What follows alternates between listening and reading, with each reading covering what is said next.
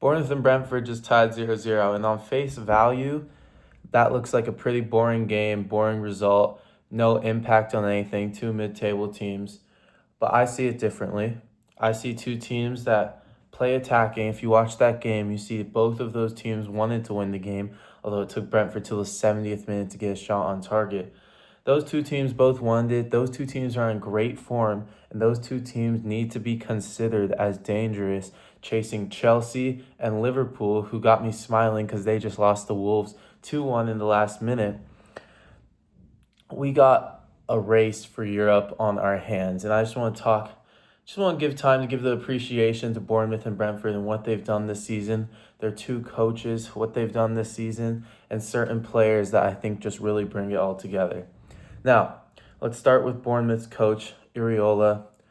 I mean, you see the way Bournemouth play this year, and there's just a couple things that that Bournemouth have just done throughout the season. That I think he deserves the praise for. Obviously, he's getting the praise. He's getting linked to big moves, and he's probably going to leave this summer. But I don't see who Bournemouth are leaving anytime soon. I want to talk about the fact that they lost their whole defense this season, still somehow keeping clean sheets. But Iriola saw that, okay, we lost our defenders. We still lost Heidson. I don't know how to say Hudson. Heidson's name, or Heidson, Kirkez, Zabarini, or whatever, to PSG. Kepa went to Arsenal. They lost almost everyone. And he said, okay, we're low on defenders this year. Let's outscore our opponents. And we've seen multiple times this season, I think to 3-2 against Liverpool, a couple more where they just had a goal fest, and they have kept pace with teams that they probably shouldn't have with talent, but the way that they recruit, the talent keeps coming in. I want to give appreciation to the scouting because this Ryan kid, although today wasn't anything special, he is going to be something. I guarantee you this kid will be at a big team by either next year or the year after, because the way he started for this Bournemouth team, the fact that they just had him waiting there in Brazil for when Semenyo inevitably left this January, I mean, it's insane. They found the guy to instantly replace Semenyo, and he's been giving not the same production. Honestly, I don't think anyone would be able to give the production Semenyo came to Bournemouth, but he is replacing it at a great level. A stat: Bournemouth undefeated in 8 games since Semenyo left. I mean, what team can do that where they lose their best player and they just I won't say get better, but they continue to play great football like they have this season. Maybe Brentford, you could say that because they lost in Bournemouth, they lost Thomas Frank, and look at how they are now, but we'll get into them in a sec. I want to talk about Adams. Again, in a 0-0 draw, no one really blew me away today, but Adams, just his consistent pressure and energy and the way that he runs the six. I mean, as you hear my accent, as an American, has me excited for the World Cup this summer, seeing him, seeing Aronson, seeing all this Premier League talent, who I think just show energy as players. I think he's been great for Bournemouth the whole season, but especially just in the last couple of months since Semenyo left on this streak. That shouldn't be happening. It's great to see how Ariel has done this.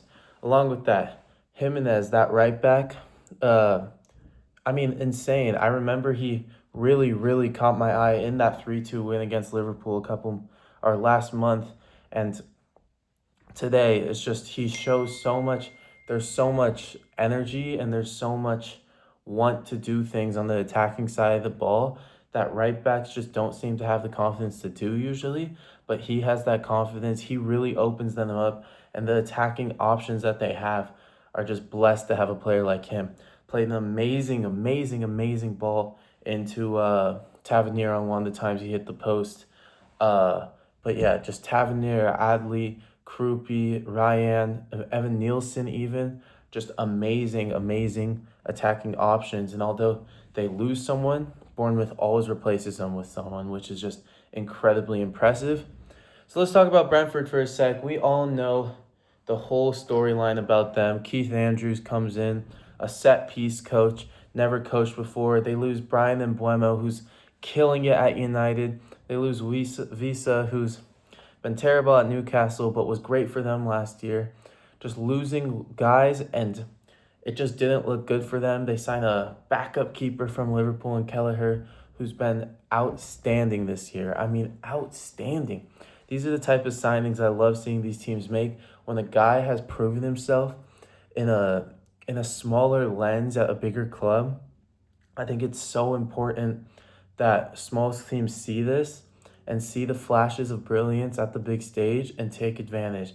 And Kelleher was a great signing for them. Igor Thiago's been on the roster. 17 goals this season. I mean, 17 goals. Incredible for a guy who's on the team last year, injured, and come in immediately. I thought of something earlier. Tell me if you agree or not. Obviously not the same level of this guy, but the way he plays, his strength, his speed. Igor Thiago reminds me so much of Diego Costa and how he was for Chelsea during those years where they were winning titles. I want to talk about Coyote. The long throw threat is insane to me. Today they weren't using it at all. They were using Jensen, which didn't make sense to me, but you have to trust Keith Andrews after what he's done this season. But Coyote, I want to see a little bit more of the defensive